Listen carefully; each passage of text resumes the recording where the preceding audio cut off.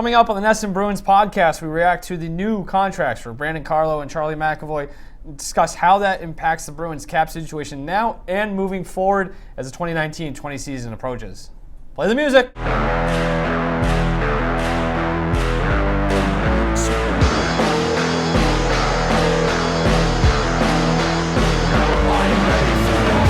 Hey everybody, welcome into the NESN.com Bruins podcast. I'm NESN.com's Mike Cole, joined as always by NESN.com's Logan Mullen.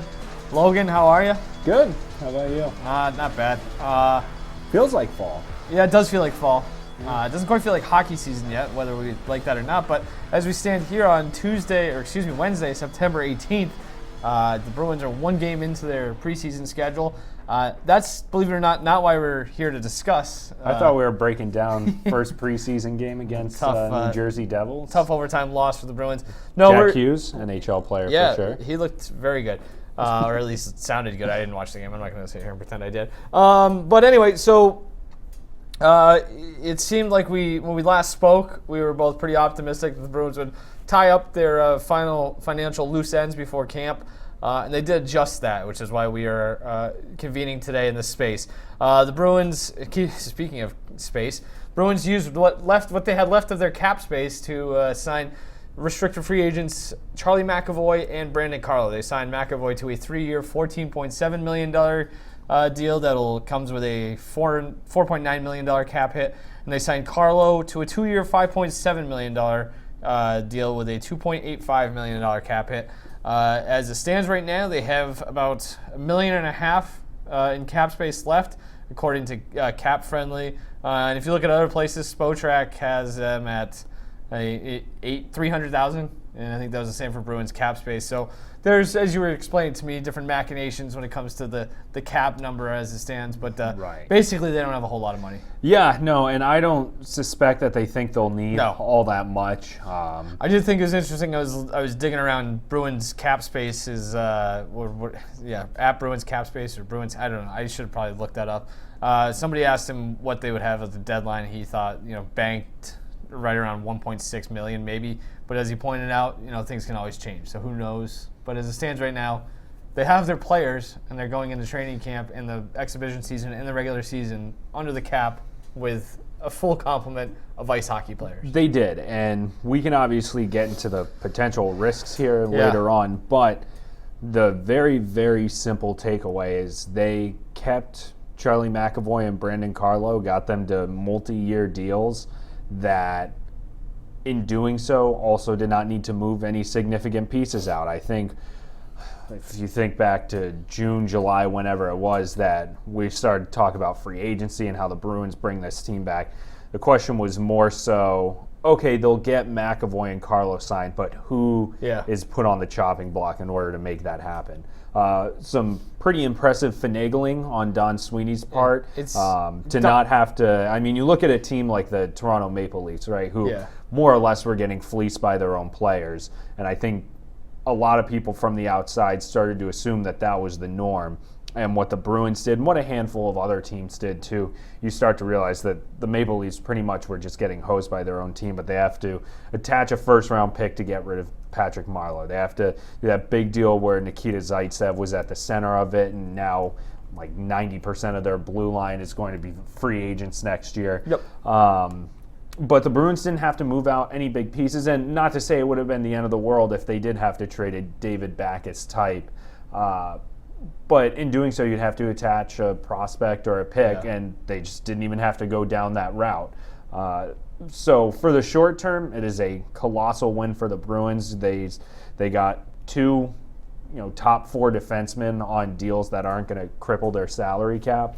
So for now, high marks. Yeah, the Bruins Don Sweeney did a great job of fixing a problem that he ultimately created. Correct. But that's the nature of professional sports, is that you're going to sign contracts that don't always work out the way you envisioned. And I do think, I don't know, I'm not as down. I don't know if that's the right way of putting it. I don't think I have higher expectations for Backes this season than maybe a lot of other people do. Which is to say, I don't think he's going to totally suck, which is more than I think most people are willing to state. I think if you can go into the season knowing that he's going to be here and he's willing to do whatever it takes to help this team win hockey games, then at least it gives you some flexibility on how to use him. So I think that's a decent enough thing. So I think he's going to provide value in that regard. The problem is if anybody gets hurt, then you're kind of screwed. Right. I think there's next to no chance you'll see him on any line other than the fourth this year. I think they toyed around with that too much last year. Well, like I said, until somebody gets hurt. I think there's going to be healthy scratches for him as well, and I think he kind of has to understand that. They'll probably have no issue sending him to the minors if they want to either, because I don't think any team would pick him up off waivers. That might be a thing that happens at some point, especially if there are injuries, ironically, because that'll open up some cap space, how I understand it.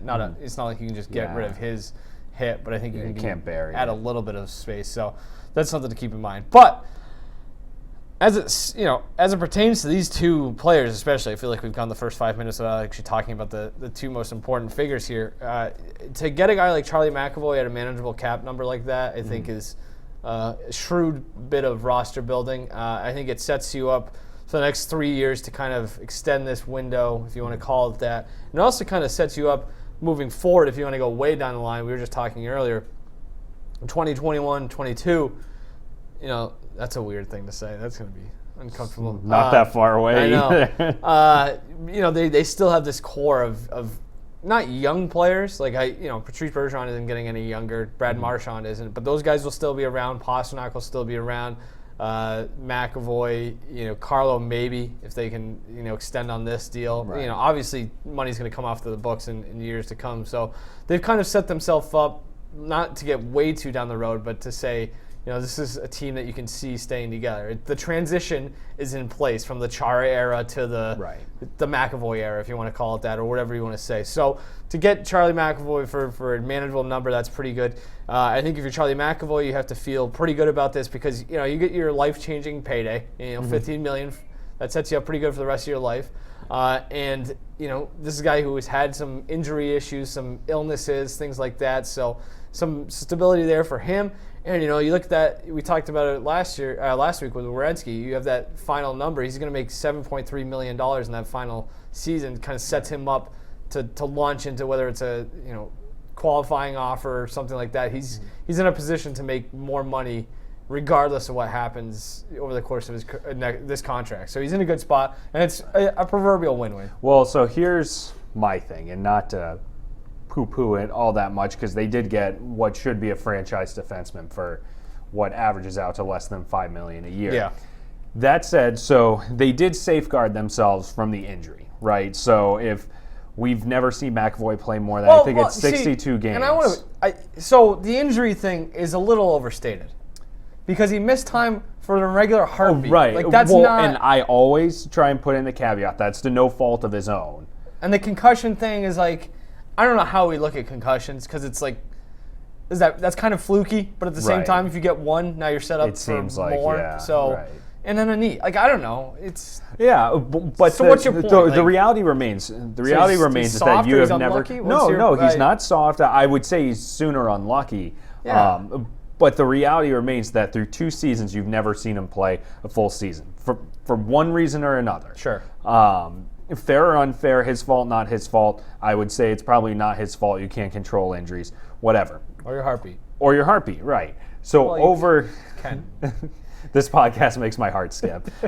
So over the course of 3 years, we'll be able to see if these are flukes or if he's just one of those unlucky guys. And I think that part of the reason they were able to get McAvoy to the cap figure that they did is because they can say, well, you haven't been playing at the volume a guy like Zach Werenski has. Now, while they do safeguard themselves from that, I think the reason that everybody looks at this deal and goes, Jesus, that is such a bargain for the Bruins, is because we all know what type of player McAvoy presently is. He already is a top 20 defenseman, a surefire top pairing defenseman on any team in the NHL. However, the ceiling is so high as well. Like, there's presumably a lot more that Charlie McAvoy will be able to be. Because of that, there's a possibility that over the next 3 years, if he starts to inch closer towards his ceiling, he is going to cost way, way more. And the fact that they weren't able to get him to a long-term deal right now at a cap hit that is what's higher than what he's going to get now, but still relatively manageable, is going to present a challenge if over the next few years he not only stays healthy but continues to improve and really becomes a top 5, top 7 defenseman. So then you have contracts coming and going, and you have more You cap have to space, prioritize and you're going to them, pay obviously. for a guy who is turned into an even better defenseman than you already have. Right, but at the expense of what? I don't know. Exactly. So, But you pay your best but there's players, risk there, right? You pay your best players. You have no clue what, if anything, they're going to be able to do or want to do with Krug.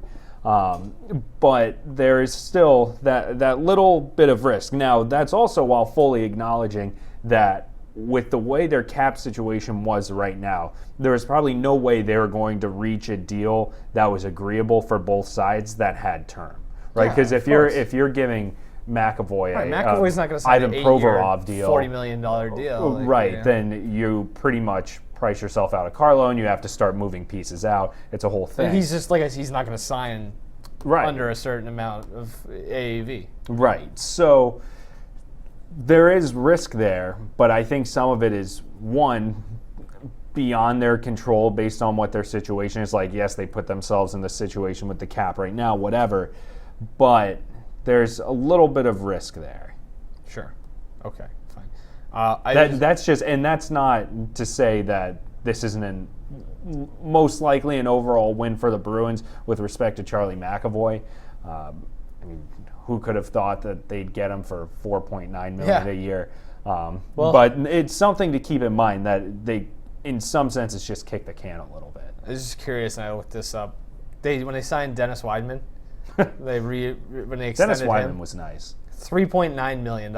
In 2008, they signed him too. Yeah. Per an AAV, and then the Flames signed him to $5.25 million. And I'm not I don't even know what my point is here, other than to say the contract could have been a lot worse. You want Charlie McAvoy or Dennis Weidman? Yeah, Dennis Weidman was carrying a $5.25 million cap hit 3 years ago, which is insane to think about. Also, I think I figured out the difference in cap figures, why some say like 1.1 million. Cap Friendly does not include Steven Kampfer in their figure, and Steven Kampfer is making $800,000. So while some say that the Bruins have $300,000 in cap space, those probably include Kampfer, while Cap Friendly does not. Let me just. I'm on. Yeah, I think that is correct because I'm on Spot Rack. Yeah, and Bruins cap space has Kampfer listed Kampfer here on too. this as well. So okay, Stevie boy. got to the bottom of that. That's good. Okay, so yeah, I mean, I don't know what else there is to say about McAvoy. Like I said, I thought it was kind of interesting. $7.3 million the final season. Yeah, He wears put number your 73. tinfoil hat on. No, I just think it's probably it was like, I don't know, maybe it was something. You didn't articulate that to people listening. What your thought process is. There's no thought process behind it. I just wonder if that was intentional, that he and his agents were like, let's just make it $7.3 million in that final season to match his jersey number 73. There's no conspiracy or anything. It's just, I don't know, athletes do weird stuff sometimes with their salary figures when possible.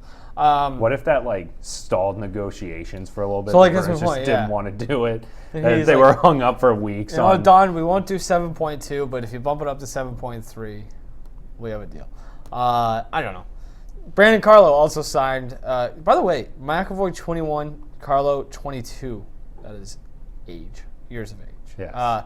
Anyway, Carlo, 5.7 over 2 years. Like I said, 2.85 cap hit. I think that's pretty manageable. I'm higher on the player than you are, and I thought Fluto Shinzawa, the Athletic, wrote a pretty good story. Kind of, Carlo and his people probably wanted more money out of this deal, but when you look at what Carlo is as a player, at least as it stands right now in his career, he's a real defensive-minded, just your basic. He's a shutdown defenseman, if you want to call him that. And I think maybe that's a little liberal use of the term. Yeah. But, there's not a lot of offense in that game, and his salary and his contract kind of reflect that. All that being said, I think it's still a pretty good deal for the Bruins, especially in the short term. So my thought on Carlo is that this seems like it's certainly at present a very manageable figure. Like with McAvoy, they'll still have his RFA rights when this deal's up, so they'll be able to drive the negotiations. Save for an offer sheet. To a degree, yeah. But who's gonna offer sheet Brandon Carlo?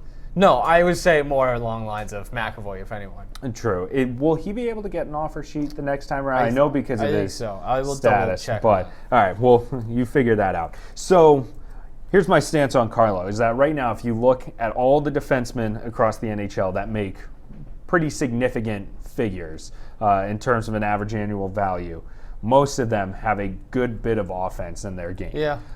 Torrey Krug next offseason will probably become one of the higher paid defensemen in the league. For his defensive shortcomings, he's arguably the best quarterback or power play quarterback in the NHL. Yep. Offense drives it. I think Brandon Carlo, unless he really comes around offensively and finds some way to contribute, he is going to pretty much always make a manageable figure. I think the Bruins will be able to keep him around as long as they want, because I don't see him being this, $5 million plus a year type player. You get mad because I always say his ceiling's Kevin Miller, but then, so my point is, not to cut you off, but my point is then fine, if we're in the same spot in 2 years from now, then you go your separate ways, or you sign a. Oh really? I was gonna say you just sign him, or you sign a different. I don't understand. I saw there's some people angry online, mad online about this deal. I was like, well, who cares? Because for the next 2 years, they should still be in this window, and you're not asking him to do anything more than he already is, and the economic system is what it is, and you have to give him a little bit of a raise. So here we are. I don't know what I feel the conversation with Carlo would be a lot different if the Bruins had more right shot defensive prospects. Sure. Because right now, so if they had to part ways with Carlo in 2 years, your hope pretty much becomes, okay, is Axel Anderson your second pairing defenseman for the foreseeable future. But if he was a left shot defenseman where you've got Vakanainen and Zaboral and Lozon and all these guys waiting, that kind of shifts the focus a little bit. But he's 22 years old. That's the other thing I don't understand. But he's never shown offense in his game. No, but he's all right. So, but if he gets better defensively, how much does he have to improve defensively? Well, and for as much as I dump on him, I thought that he took a big step forward in the postseason. He was great in the playoffs. And one of the most underrated plays was so good. I think it was Game 2 of the Columbus series he was where awesome. He blew out Panarin in open ice and pretty much saved a wide open shot attempt. So yeah, he absolutely came around. I'll be interested to see what he looks like over the course of a full season. And I think him and Krug are matched up perfectly. And here's again, not to just keep railing on Carlo here. Yeah. Early on, I thought that his ability was always overstated or exaggerated because he was playing on a pairing with Chara. And for as much puck watching and mistakes as Brandon Carlo made, Chara made up for it. I think right now his shortcomings offensively are masked by the fact that he plays with Torrey Krug. But at the same time, you can't necessarily take away from him because he's doing something that he does well, and he's playing with one of the most offensively gifted defensemen in the game. And Bruce Cassidy had the foresight to go ahead and put them together. And that's part of my point or my issue with other people complaining about it, is that for 2 years, not a whole lot is going to change. That's assuming they get Krug signed to a new contract, and who knows if that'll be the case or not. But he's still nobody's. I don't think anyone in the next 2 years is expecting Brandon Carlo to turn into Nicholas Lindstrom or something. I don't. Erik Karlsson. Yeah, or Erik Karlsson. I don't think anyone's expecting him to. You hope to see progression, but I don't think this is a situation where it's you have to be the next great thing for us. Yeah. I think he still fits into what they have on that blue line, and I don't think that's going to change in the next 2 years, save for something going completely south with Torrey Krug. And even then, you have enough coming up through the system where maybe you find a spot for him and you work it out. And not to say that Carlo's game was at risk of getting phased out with the direction the league's going in, but I think the St. Louis Blues winning the Stanley Cup with the roster that they had last year certainly adds value to guys like Carlo who can play heavier. And that was my big thing with him too, is that however tall and big he is, he's 6'5", 212 pounds. Early on, his unwillingness to throw a hit and play heavy absolutely killed me. That it's why are you not doing this? But to his credit, Yes. he came around and was better about that last year. I think in part because he had no choice, given who his defensive partner was. But that's an important addition to his game, too. So I think, and this might be short-sighted of me, but I think that we pretty much know what Brandon Carlo is as an NHLer. Yeah, he's 22. Yes, he's played 3 seasons and has much, much more to go. But I would venture to say we pretty much know what he is now. And at that cap figure and the likelihood of it going up, in my opinion, being relatively slim, I would venture to guess that the Bruins can probably keep him around as long as they'd like. Yeah. This possession numbers have gotten better. Well, yeah. They've improved over the course of his career. I don't know. We'll see. He is what he is. But like I said, you're not paying him a ton of money, and it's manageable. You know, he's what, $3 million out of $100 million this year. It's right. Again, I guess I have to have something to talk about. So here we are debating the merits of a guy who's probably the 12th most important player on this team.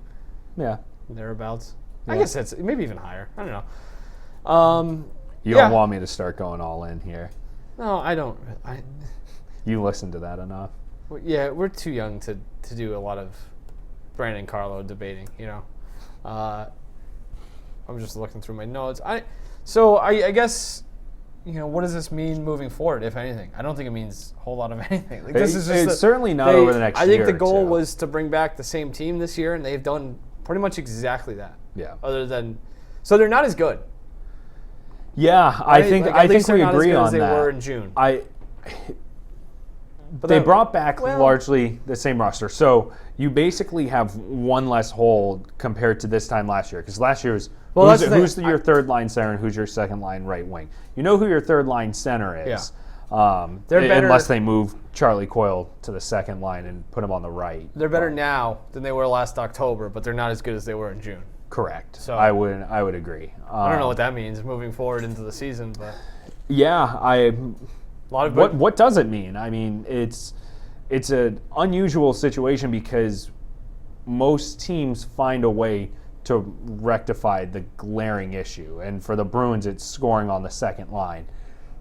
They didn't really have the ability to do that this offseason because they had to focus. Kind of a tough issue to have to address when you have no money. Right, exactly. So there's not much they could do, but there are not many guys I think we're going to see get a chance that we haven't already seen. Yeah. It's just a matter of, okay, we saw pretty much every single prospect that they rolled through last year had some sort of good flash. It was the consistency. It's about, you look at Peter Cehlarik. When he first got called up, looked great, became a ghost, fell out of favor. That was that. Anders Bjork, we know the story with him. The health's always been a problem, but he's also been a very streaky player, but the highs are high. Does this finally become the year that he puts it all together and figures it out? It's tough to think about what kind of position they would be in if Jake DeBrusk didn't end up being the player that he is. But I certainly think they are not nearly as good here on September 18th as they were whenever the trade deadline was, February 28th. Right. And maybe that changes over the course of the season and one of these prospects pans out. Maybe Jack Studnicka pans out. He's your third line center. Then Coyle goes to the second line wing. Yep. That's, for me, I think him or Studnicka or Bjork working out is probably the most likely scenario that would be sustainable. Yeah, I think that's the easiest. And you're still crossing your fingers. The easiest path to where you need to be is one of those two, kind of putting it together. I haven't seen a whole lot to make me think that that's going to be the case, but who knows? It's these guys. As I was just banging the drum with Carlo, like you expect these guys to improve as time goes on, and maybe this is the year that finally starts clicking for one of those. And guys. I think for Bjork in particular, I think he hits free agency after this season, so this is a big year for him too, from a financial standpoint as well. There you go. I mean, that's, although he probably has RFA rights. Yeah. I think him and Kuhlman next year. Yep. But yeah, I mean, you think about next year, among the guys that will be free agents, so you have Krug, Charlie Coyle's also going to be a free agent, Chara, Jake DeBrusk is an RFA, Grizzlick's a free agent. I forget if he's an RFA or not. I think he might still be one. Carson Kuhlman, Grizzlick, Jarl Halak, and Grizzlick, correct. Jarl Halak, and then Chris Wagner and Joakim Nordstrom also on that list. And Grizzlick is an RFA, yeah. They're roughly, it depends on how the salary cap changes, but well, the cap they is could going have up. They could have 24 to 26 million roughly to spend. The cap is going up at some point, probably not soon enough for the Bruins because there's a new TV deal coming. That's right. A couple years, I think. Yeah.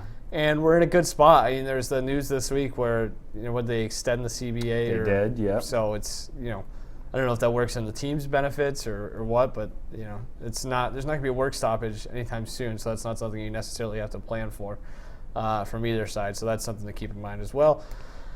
Yeah, so who knows? A lot can change between now and then, but I think they're in a pretty good spot as it pertains to this season, and they're in a good spot for the near future after the season. So I think that's all you can really ask for. And there's a lot of, you said, we were just saying, there's a lot of room for improvement that can kind of be built in. So we'll see. Is there anything else you want to talk about? I think that about covers it. I agree. We'll be back in short time to do a season preview, unless is it 2 weeks from tomorrow it's the opener? I have no idea what even today is. So today's the yes, 18th. that sounds about right. 2 weeks from tomorrow, you said? Yeah, because so Thursday night, Thursday the 3rd. Yeah. Yep. So we will be back at some point to do that. All right. Cool. That's that. Thanks for joining us on the NESN Bruins podcast. We will be back within a week to preview. Been 2 weeks. I didn't want to sell us short. That's true. Nobody really cares. I don't think anybody is going to hold us to it. Within a week or two to preview the 2019-20 NHL season. So thanks for joining us, and we'll see you again soon.